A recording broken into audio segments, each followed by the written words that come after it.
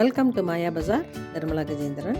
இன்றைக்கு நாம் பார்க்கும் ரெசிபி சுரக்காய் துவையல். கடாயில் நல்லெண்ணெய் 2 டீஸ்பூன் ஊற்றிருக்கேன். சீரகம் 1/4 டீஸ்பூன், கொத்தமல்லி 1/4 டீஸ்பூன், கடலைப்பருப்பு 1 டீஸ்பூன், உளுந்தம்பருப்பு 1 டீஸ்பூன், 2 வரமிளகாய் ஃப்ரை ஆகட்டும். இதுலேயே 5-6 பூண்டு, 6 சின்ன வெங்காயம் எல்லாம் போட்டு ஃப்ரை ஆகட்டும். கருவேப்பிலை கொஞ்சம். எவ்வளவு தூரம் கருவேப்பிலையை நம்ம உணவில் சேர்த்துக்கிறோமோ அவ்வளவு நல்லது. கண் பார்வைக்கு, முடி வளர்கிறதுக்கெல்லாம் ரொம்ப நல்லது. அதனால் குழந்தைங்க எடுக்க முடியாதபடி பொடியாக கட் பண்ணி போடணும். இல்லாட்டி இப்படி போட்டு அரைச்சிடணும். செவந்துக்குச்சு.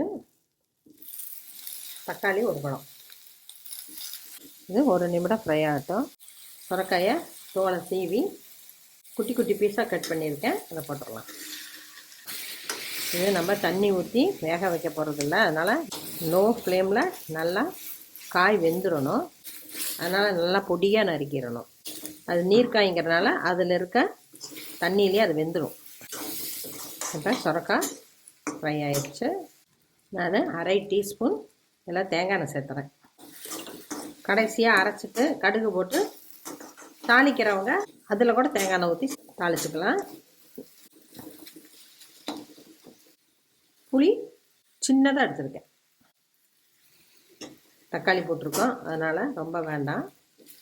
கல்லுப்பு தேவையான அளவு. இதை கொஞ்சம் நேரம் ஆறட்டும். ஆறின விட்டு நம்ம அரைச்சிக்குவோம். அரைச்சிட்டேன். ரொம்பவும் வளவளன்னு அரைக்காமல் வெங்காய சட்னி அரைக்கிற மாதிரி அரைச்சிட்டேன். ஆக்சுவலாக டேஸ்ட்டு வெங்காய சட்னி சாப்பிட்றது போலையே இருக்குது. இட்லி, தோசை ரெண்டுக்கும் நல்ல காம்பினேஷன். சாதத்துக்கும் நல்லாயிருக்கும். சுரக்காய் துவையல் ரெடி ஆயிடுச்சு. இப்போ சுரக்காயை அதிகம் தயிர் பச்சடி, தட்டைப்பருப்பு, சுரக்காய் இப்படி செலக்டிவாக போடுவோம். இதுபோல் சட்னி அரைக்கிறப்ப நம்ம அடிக்கடி செய்யலாம். எல்லோருக்கும் இது கண்டிப்பாக பிடிக்கும். டேஸ்ட்டு ரொம்ப நல்லாயிருக்கு. செஞ்சு பாருங்கள், சாப்பிட்டு பாருங்கள். பிடிச்சிருந்தா சப்ஸ்கிரைப் பண்ணுங்கள், ஷேர் பண்ணுங்கள். தேங்க்யூ.